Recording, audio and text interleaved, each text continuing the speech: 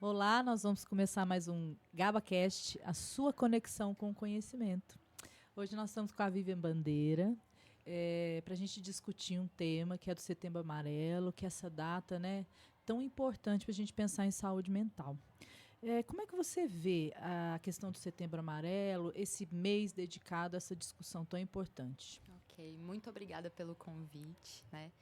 Então, vamos falar um pouquinho sobre esse mês importante, como você já trouxe para nós, só para a gente conseguir conceituar um pouquinho, né, de onde é que veio o Setembro Amarelo, como é que ele surgiu.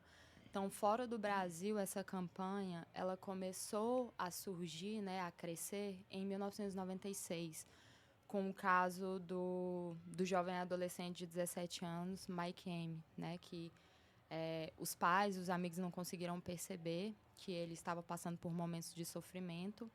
E aí ele acabou suicidando, né?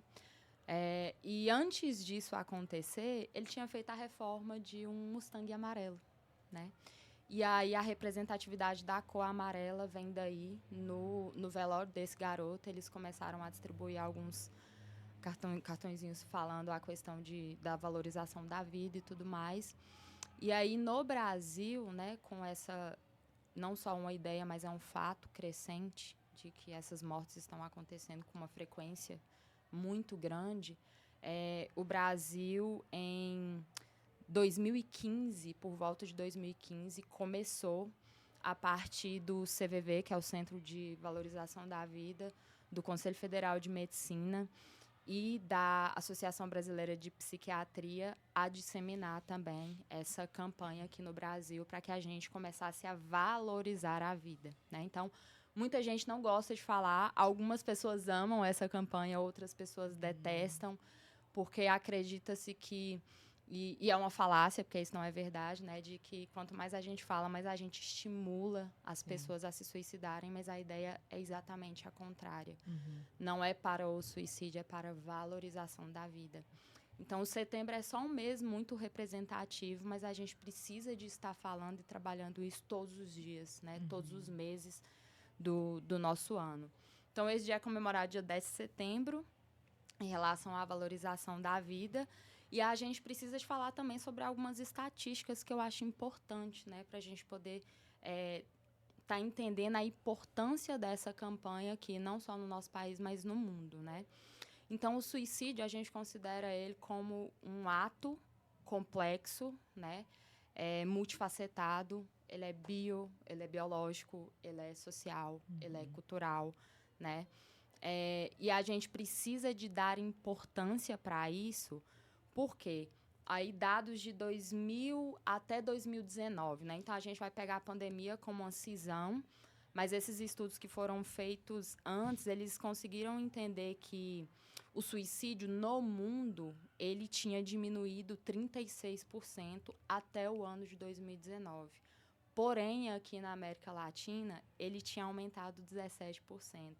Então, a gente consegue perceber que nas Américas está acontecendo alguma coisa diferente, né?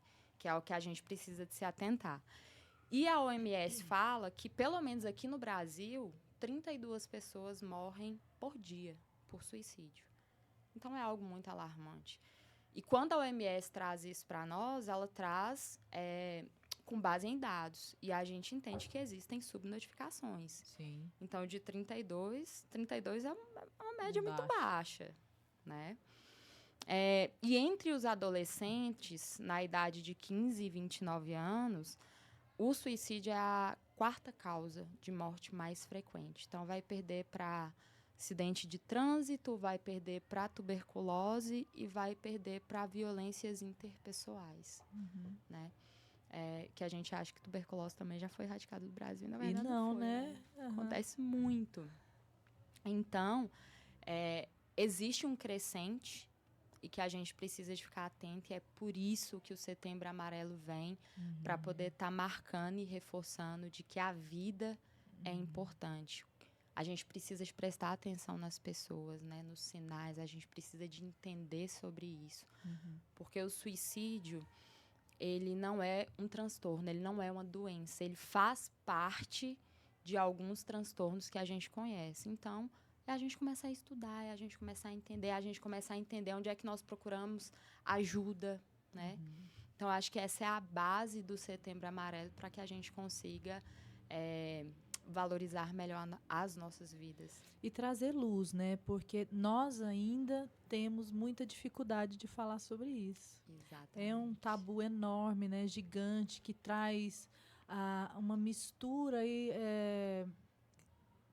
são tabus mesmo de por que uma pessoa viria a fazer isso, né? Se dá sinais, se não dá sinais, se está muito doente, se não está doente.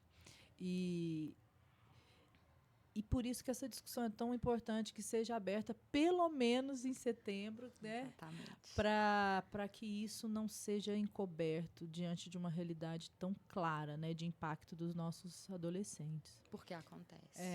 E está acontecendo todos os dias. E aí, bom, você é a nossa psicóloga aqui do Gabarito, né? Do Fundamental 2 e Ensino Médio Pré-Vestibular aqui da nossa unidade de Uberlândia. Como é que você entende o impacto das redes sociais, da tecnologia hoje na vida dos nossos meninos e meninas? Então, isso é um assunto muito complexo, né? Para a gente poder falar. Mas se a gente for pensar, vamos pegar de uma coisa muito básica, né? O ser humano desenvolveu a tecnologia. E aí a tecnologia é um suporte que nós temos que tem um tempo diferente de nós, seres humanos. Então, quando a gente fala de desenvolvimento, a gente está falando que o ser humano ele é analógico e que o nosso cérebro é analógico e que o digital ele está inundando o mundo, né?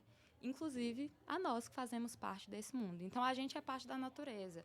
Só que quando a gente pega toda essa tecnologia, né? Então, o uso de telas o tempo todo, de luzes brancas o tempo todo, televisão, enfim, tudo que a gente vê, o celular que a gente está o tempo todo, a gente começa a entender que esse digital está fazendo nós, analógicos, funcionarmos em um tempo que não é o nosso.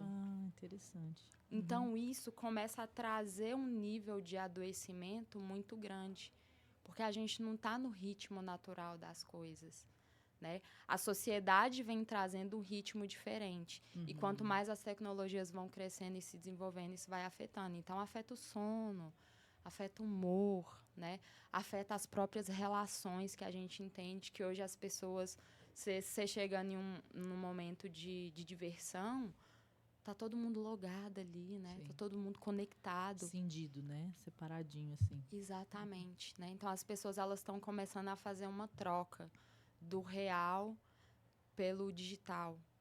E isso é adoecedor, porque nós somos seres humanos e nós temos outras necessidades que não do digital. O digital teria que ser um complemento, né? Algo a mais, mas não o principal. E a gente está começando a trocar. E a gente vê que isso, no mundo jovem, é muito presente porque vamos colocar por base aí que o pessoal que nasceu até a década de 90, a gente conseguiu perceber o desenvolvimento do digital. Então, a gente teve a oportunidade do não ter e de acompanhar o crescer do digital no mundo. Esses jovens, essa garotada que nasceu a partir da geração 2000, eles já nasceram em uma era muito tecnologizada. Então, eles não têm essa referência do não ter. E aí é quando a gente vê que, por exemplo, o crescente do TDAH, né, do déficit de hiperatividade e atenção, tem crescido muito. Por quê? Porque a gente já está esses meninos já estão completamente inseridos nessa tecnologia e eles não conseguem desligar, né? E isso causa muito prejuízo social. E, para além disso, a gente vê o quanto que existe de cobrança, né? Muita cobrança. A cobrança social, a cobrança de pais, a cobrança de tudo. Então, é tudo ao mesmo tempo. Então, acho que essa ideia da tecnologia, ela teria que ter uma outra visão. A gente precisa de aprender a ensinar, nós das gerações anteriores, a ensinar essa garotada a utilizar as tecnologias de uma forma um pouco mais saudável, porque está sendo muito prejudicial. Sim. E eu tenho uma perspectiva de que quando você reduz muito a sua rotina, às vezes para jogar ou para ficar em rede social, né, nessas que eles gostam, você reduz muito a subjetividade, a sua construção subjetiva de quem você é, das coisas que você gosta, das suas experiências de maneira geral. Eu acredito que isso gera um impacto na nossa saúde mental imenso, porque a gente se reduz demais. Exatamente. Principalmente no que nos torna humanos, né? Que você está falando, que são as nossas relações. Sim. Né? E é nas relações que a gente se fortalece, que a gente, né, sente dor, que tem um impacto ali de um rompimento amoroso, que a gente aprende a conviver. Então, quando você se isola, não acredito que tenha muito jeito, a não ser você se adoecer, porque essa não é a natureza de um ser humano. A nossa natureza é de compartilhar. Então, eu gosto de pensar nessa perspectiva, né? E eu falo muito para os pais, para as mães, né, que são as pessoas que estão nos ouvindo agora, porque a gente, enquanto adulto, nós estamos falando aí do suicídio, que é esse dado que você trouxe para nós, é de 15 a 20, sei lá, 20 e tantos anos, 29 anos. Quer dizer, uma pessoa de 15 anos, ela ainda está sob a tutela de um adulto. Sim. Então, cabe a esse adulto promover, dentro do possível, uma rotina mais múltipla, mais diversa. Ah, mas meu filho tem muita dificuldade, ele está muito ligado a essa questão da tecnologia. Mas eu tenho certeza que essa pessoa tem outras coisas que ela gosta de fazer. O problema é que se a gente deixa no automático, é natural, porque é mais fácil. Ficar ali, menos trabalhoso, né? Porque conviver é difícil, é muito difícil. Então, é muito mais fácil eu interagir com pessoas virtualmente do que eu estar diante de uma pessoa real. Exatamente. Né? Então, as famílias, né, as famílias que estiverem nos ouvindo agora, entender o tanto que é importante você viabilizar uma rotina mais diversa para o filho. Né? Que isso é um cuidado com saúde mental. Com a questão, né, da atividade física, a questão do sono, né? Sim. Inclusive, nós vamos falar um pouquinho sobre isso em outros momentos, né? A gente fez uma pesquisa agora institucional, nós descobrimos que nossos alunos dormem 6, 5 horas só à noite. Então, como é que ele vai chegar aqui né, de manhã e aprender alguma coisa? Exatamente. E o impacto disso também na saúde mental. São coisas básicas que as famílias podem garantir para trazer saúde mental. E é legal da gente estar falando sobre isso, porque a gente pensa assim, sobre responsabilidades de gerações, né? Os nossos pais tiveram uma responsabilidade sobre nós e às vezes a gente fica meio perdido, né? O que eu preciso de fazer para o meu filho, além da ideia do prover, né? Do básico. Então, hoje, diante dessa ideia da realidade das tecnologias que estão inundando o mundo, a gente conseguir se colocar nesse lugar onde nós tivemos a experiência de não ter a tecnologia para levar essa garotada para vivenciar essas mesmas experiências, né? Deles conseguirem perceber que existem coisas que também são muito legais que não estão ali no virtual. A natureza, por exemplo, na cachoeira, sei lá, fazer qualquer coisa bem legal. É muito difícil aí, por exemplo, eu gosto muito da natureza, é muito difícil da gente ir em cachoeira e a gente ver adolescente. É verdade. Né? A gente vê mais adultos, mas adolescente, essa juventude deles está sendo muito diferente. E aí existe essa cisão, né, de que o parâmetro que nós tivemos foi um e que esses meninos têm é um outro completamente diferente. E aí, quando a gente tenta levar essa referência para eles, é algo que para eles é muito vago, né? Porque não é do cotidiano. Então, aí a gente caminha sobre casca de ovos, mas nós temos essa responsabilidade, né? Sim. De levar essa ideia de que pode ser diferente. Em outras coisas. Exatamente. Vivian, você está aqui todo dia, né, ouvindo os nossos meninos, acabou de entrar numa série de aulas, né, de dinâmicas, de vivências, então você está nesse momento de escutá-los. Você sabe o que está passando pela cabeça deles. Quais são as grandes questões hoje de um adolescente, de um jovem, aí até o 3º ano, pré-vestibular? Vários, né? Mas, assim, os principais que a gente consegue perceber com os meninos é a ideia de de cobrança, né? Eles têm muita dificuldade com essa cobrança. Cobrança vinda de onde, né? Da família, em primeiro lugar. É uma retórica muito persistente, muito constante na fala desses meninos, de que a cobrança da família é algo muito grande, mas, às vezes, o afeto é muito superficial, né? O tempo de qualidade desses pais com esses filhos, às vezes, não está sendo suficiente para essa garotada. Uma outra visão que eles têm, que é a ideia de que o virtual vem trazendo a ideia de parâmetro, né? Então, por exemplo, corpos perfeitos, né? Os corpos ideais. Então, eles ficam tentando correr atrás de um ideal que está muito distante de um real, e eles se colocam, em muitos momentos, em lugares de vulnerabilidade por causa disso. Sim. Né? De querer alcançar. Numa dinâmica que eu estava fazendo essa semana com eles, a gente estava falando exatamente sobre corpos, né? Qual que era o ideal? Se eles entendiam que isso é algo que muda com a cultura, né? Com o tempo. E aí eles estavam falando, os corpos ideais agora dessa geração nossa é o malhado. É o musculoso. Né? É o musculoso, é o atlético. Uhum. E aí eu perguntei, tá, e o que vocês fazem para isso?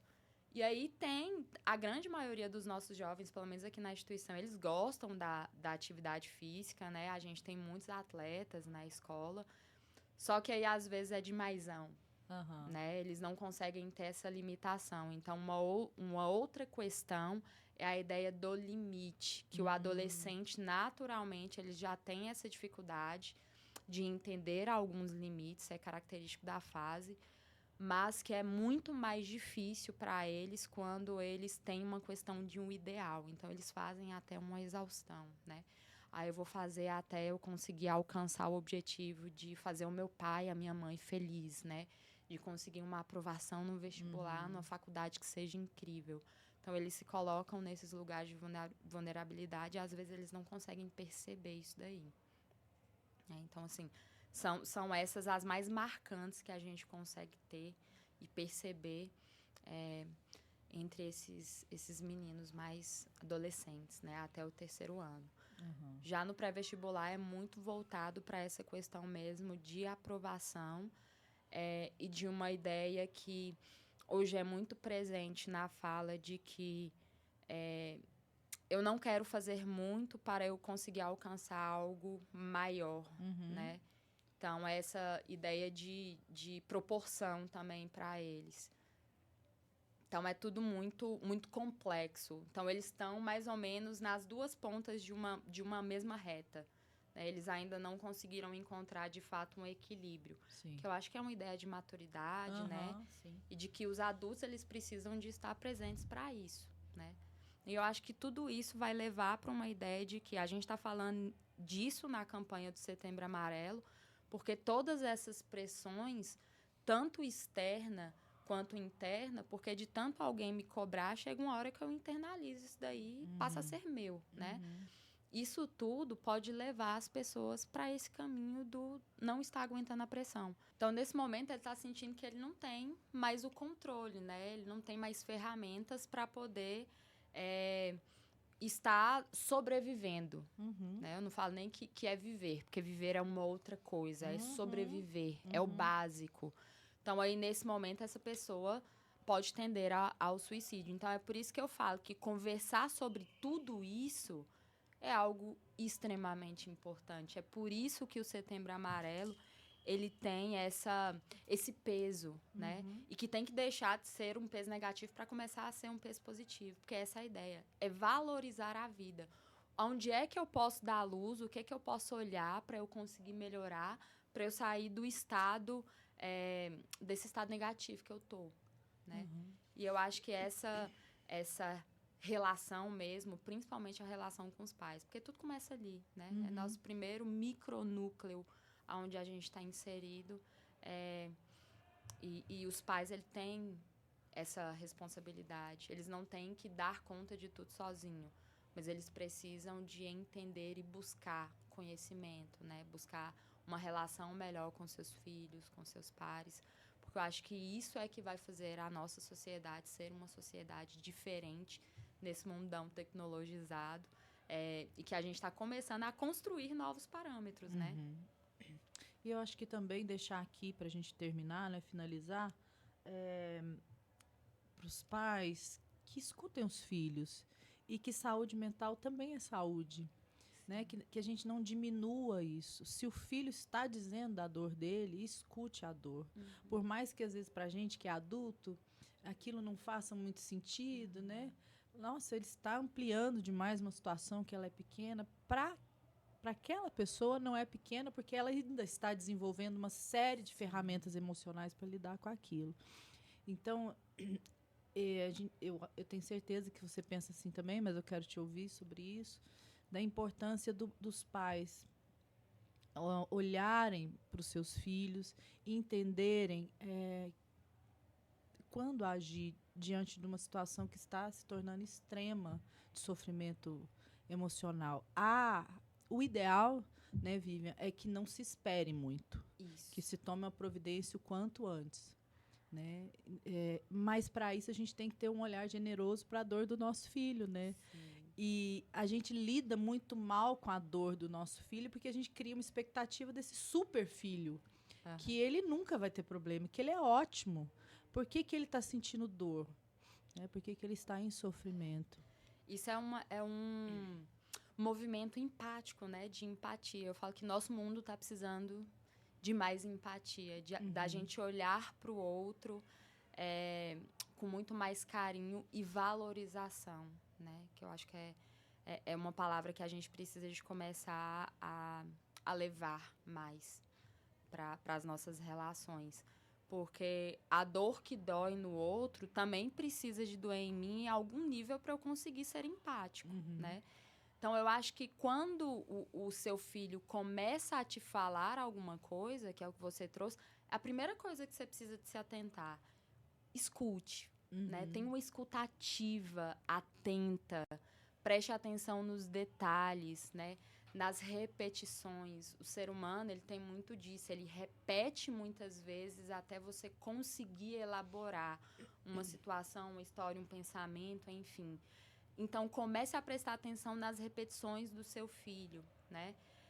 Nos comportamentos atípicos que ele está tendo. Estude primeiramente sobre a adolescência. Eu acho que os pais, eles precisam de entender. Todos nós passamos pela adolescência, né? Existem adolescências que serão mais tranquilas, outras que serão mais caóticas.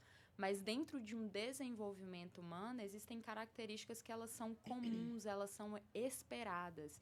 E a época da adolescência já é uma época muito caótica, naturalmente pela fase de um rompimento infantil para um amadurecimento praticamente na força. Porque tem muito menino que não quer sair da fase infantil, porque é legal, é lúdico, é divertido, se assumir responsabilidade. E agora, depois da nossa pandemia, que eu digo novamente que é uma cisão, a gente percebe que esses nossos adolescentes e crianças, eles tiveram uma defasagem de pelo menos uns 4 anos de desenvolvimento. Né? Então, por exemplo,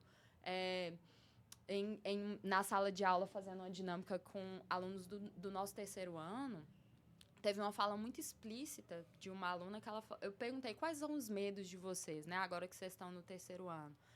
A nossa aluna trouxe a experiência de que, assim, Vivian, eu tenho medo de eu passar em um vestibular, de eu assumir uma vida adulta, porque eu ainda me vejo uma menina de 15 anos, uma adolescente de 15 anos.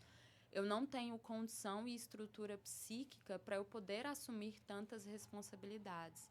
Né? Então, a gente precisa de olhar com mais carinho, porque nossa adolescência foi em um outro tempo. Né? Então, é uma referência diferente. E para a gente conseguir auxiliar esses nossos jovens em relação a esses comportamentos que são atípicos, a gente precisa de sair do nosso lugar de conforto. Né? E entender aonde é que você consegue buscar ajuda. Né? De entender se você tem algum tipo de discriminação de pensamento sobre a psicologia ou a psiquiatria, né, como área da saúde, onde você consegue tratar essa questão mental, né, mais propriamente dita, você começar também a se entender, porque para poder ajudar os nossos jovens, a gente precisa estar bem, minimamente. Nós somos referência para eles. né? Então, é interessante da gente fazer isso, e eu acho que também é interessante da gente entender aqui e deixar claro para os nossos adolescentes que no nosso, na nossa sociedade, eles precisam de ter voz, porque a adolescente antigamente não tinha voz, né? Então, era na ideia da rebeldia mesmo. Mas hoje não precisa. Então, estando em um momento de sofrimento, eles têm aonde procurar. Tem o CVV, que é o Centro de Valorização da Vida, né? Que, se vocês forem para a página online, é cvv.org. Lá vocês vão conseguir trabalhar esse sofrimento mais imediato, onde você está querendo ali explodir, né? Você precisa de conversar com alguém, você precisa do apoio, ou você está demasiadamente deprimido e você precisa de, às vezes, escutar alguém conversar, né? Falar com você, palavras onde você consiga ter uma outra visão do mundo. Então, vai lá, entra na página, conversa. O CVV também tem o contato, que é o 188. E tem uma página que ela é específica para adolescentes. E que eu achei muito legal o dia que eu entrei e fui fuçar. Eu falei, cara, eu quero entender isso daqui. Se chama Pode Falar. Ela é uma página exclusivamente... Aliás, é um contato exclusivamente online, então é uma página. E é o podefalar.org. Lá, os adolescentes, eles conseguem, além dessa comunicação para esses momentos de sofrimento, eles conseguem ter outros aportes, né? De entender características sobre a adolescência. Eles conseguem trocar ideia entre eles. Existem grupos, né, de adolescentes que são mediados entre outras pessoas. Então, eu acho que quando a gente está num momento de sofrimento, a gente precisa de construir rede de apoio. E esses locais são redes de apoio, né? E para os pais, meu filho está em crise, né? Ai, meu Deus, cometeu um suicídio, né? Uma tentativa de suicídio. Aonde é que eu procuro ajuda, né? Liga para os bombeiros, liga para o SAMU, né? Leve para um hospital. Então, peça ajuda, procure essas referências. Nós, como sociedade, a gente precisa de entender onde é que a gente pode buscar, né? Beber dessa fonte aí para melhorar a ideia da saúde mental, de trabalhar a ideia de saúde mental na nossa sociedade. E é isso, né? É importante que os pais entendam que nós também aqui na escola estamos à disposição deles, né? Que é só pedir essa ajuda, né? Dar esse grito que nós estamos prontos a acolher também, né? Nós estamos aqui pelos meninos, mas por eles também. Exatamente. Eu quero muito te agradecer, Vivian, que a gente seja esse portador, né? Essa voz para discutir saúde mental aqui e para além dos muros da escola. Muito obrigada e até a próxima. Até a próxima.